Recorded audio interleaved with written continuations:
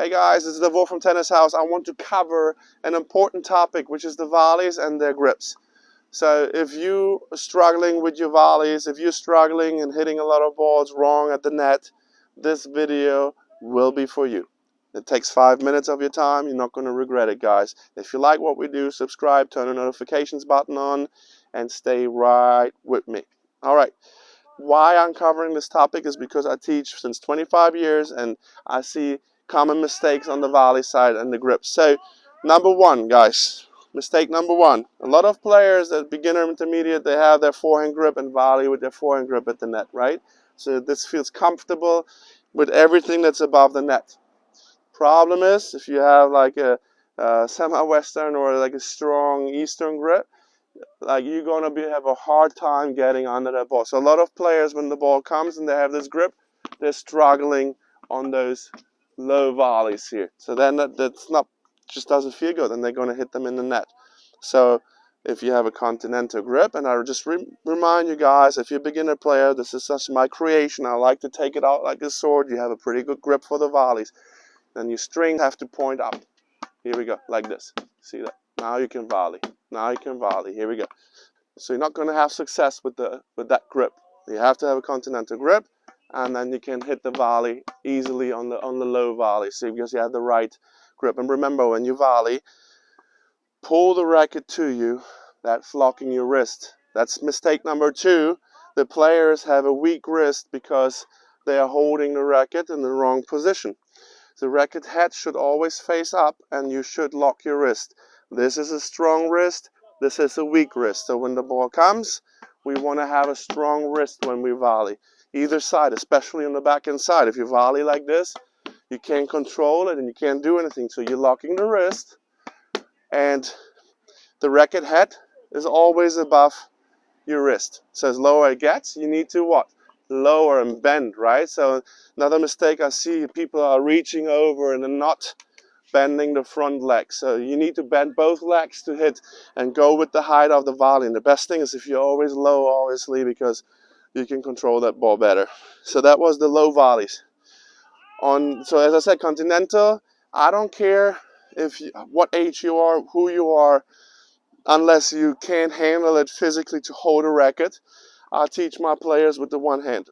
And that for me, it's like you have someone, and if they learn it the right way, you can see the skinniest and weakest players in the world hitting the ball so hard and good because they have the right technique. For me, it's all technique. So you can teach it.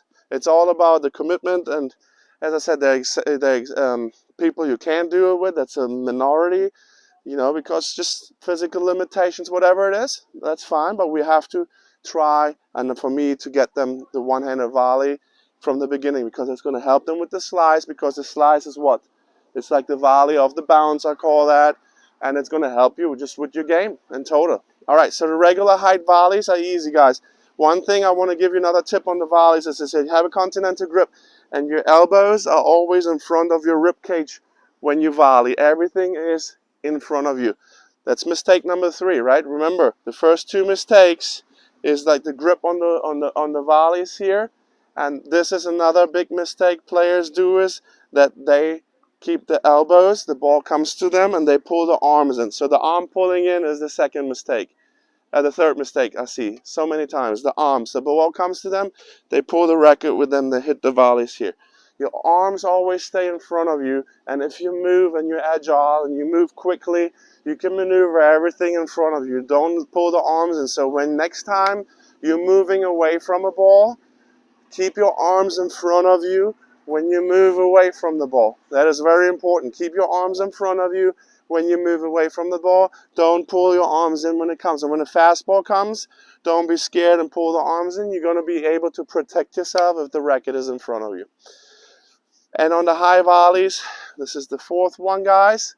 I see too many times people have a hard time to distinguish if an overhead comes, that's above your head and you have to go, or if it's actually a high volley. And rule of thumb for me is if I know the ball is going to be above my head, I'm going to set for overhead.